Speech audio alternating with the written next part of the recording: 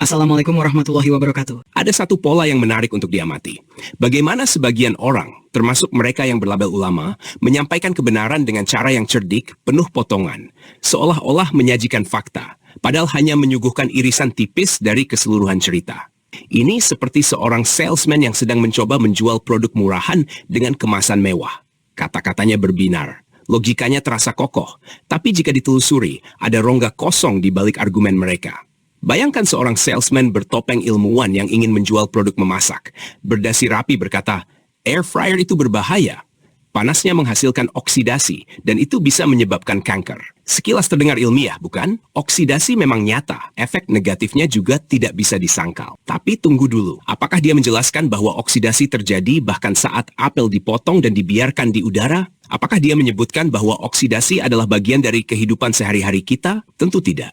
Karena jika iya, siapa yang akan membeli produknya? Jika dia jujur, dia akan berkata, oksidasi itu wajar. Bahkan sate yang Anda makan di warung pinggir jalan mengalami oksidasi jauh lebih parah. Tapi dia tahu, jika berkata demikian, produknya takkan laku. Maka dia memilih untuk menutupi sebagian kebenaran. Bukan karena dia bodoh, tapi karena dia cerdik. Dia bukan penipu, hanya seorang pemasar yang bermain di wilayah abu-abu antara fakta dan sugesti. Sekarang, mari kita geser contoh ini ke dunia para ulama.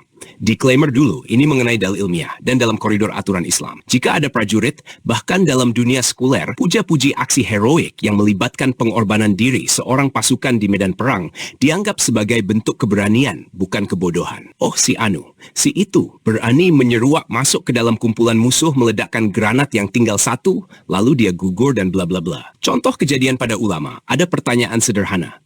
Apakah mengorbankan diri, masuk seorang diri ke arena musuh dalam peperangan diperbolehkan? Seharusnya ini bisa dijawab dengan dalil, data, dan analisis yang komprehensif. Tapi apa yang dilakukan? Ulama tersebut malah menjawab dengan penuh semangat.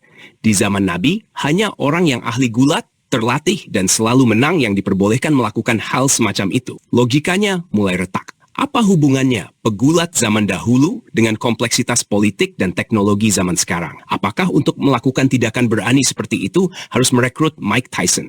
Atau mungkin kita perlu pasukan khusus berisi juara MMA? Jelas tidak masuk akal. Zaman sudah berubah, taktik sudah berbeda. Bom bisa dilempar dengan daya ledak luar biasa, tanpa harus jago gulat. Permasalahan yang paling pasti, mungkin 1 berbanding 1000 orang yang mau mengorbankan nyawanya secara mutlak. Masalahnya bukan pada benar atau salahnya argumen, tapi pada cara mereka memformat kebenaran. Alih-alih membedah dalil, membahas hadits, atau mengurai konteks sejarah, mereka memilih jalan pintas. Narasi yang simple, mudah ditelan, dan pastinya tidak menggoyahkan posisi mereka sebagai penjaga kebenaran. Jadi, apa bedanya ulama yang menyembunyikan fakta dengan salesman yang takut produknya tidak laku? Tidak banyak. Keduanya pandai memilih kata, pandai mengatur cerita, dan pandai menjaga apa yang tidak mereka katakan. Dan kita sebagai pendengar harus lebih kritis. Bukan hanya mendengar apa yang diucapkan, tapi juga apa yang sengaja tidak diucapkan. Demikian saja dari saya. Semoga apa yang disampaikan dapat membawa manfaat dan menjadi bahan renungan untuk kita semua. Saya mohon maaf atas segala kekurangan atau kekhilafan dalam penyampaian. Wassalamualaikum warahmatullahi wabarakatuh.